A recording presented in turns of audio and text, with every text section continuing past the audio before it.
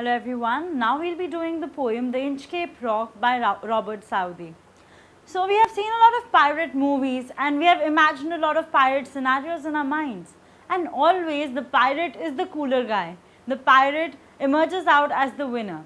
But in this poem, which was actually inspired by a legendary story of a pirate who removed the bell placed at the Inchcape Rock by an abbot. So Robert Southey was inspired by this story and he created this story into a ballad by the name of The Inchcape Rock. So let us first read the poem.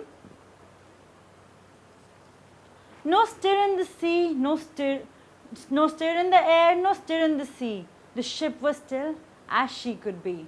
Her sails from heaven received no motion. Her keel was steady in the ocean.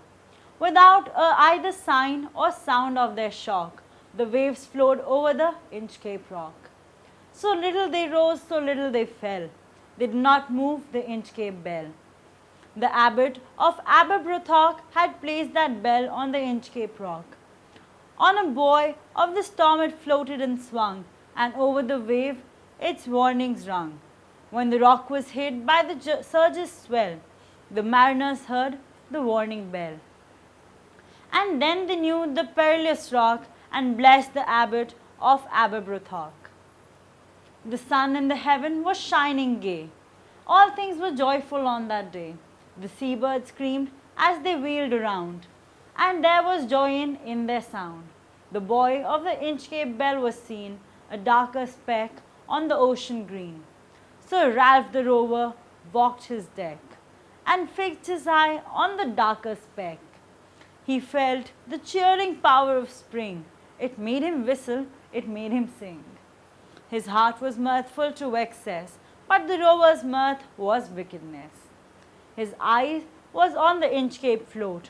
Quoth he, my men, put out that boat, and row me to that Inchcape rock, and I'll plague the abbot of Aberbrothock. The boat is lowered, the boatmen row, and to the Inchcape rock they go. Sir Rolf bent over from the boat, and he cut the bell from the Inchcape float. Down sang the bell with a gurgling sound. The bubbles rose and burst around.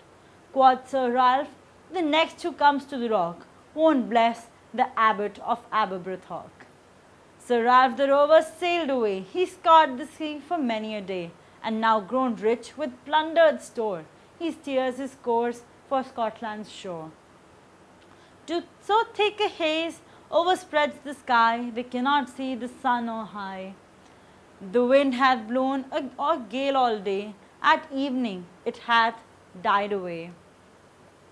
On the deck the rover takes his stand, so dark it is, they see no land. Quoth Sir Ralph, it will be lighter soon, for there is the dawn of the rising moon. Canst hear, said one, the breakers roar? For methinks we should be near the shore. Now where we are I cannot tell, but I wish we could hear the Inchcape bell. They heard no sound, the swell is strong. Though the wind hath fallen, they drift along, till the vessels strike with a shivering shock. O Christ, it is the Inchcape rock. Sir Ralph the rover tore his hair. He cursed himself in his despair. The waves rush in on every side. The ship is sinking beneath the tide. But even in his dying fear, one dreadful sound could the rover hear. A sound as if with the Inchcape bell, the devil below was ringing his knell.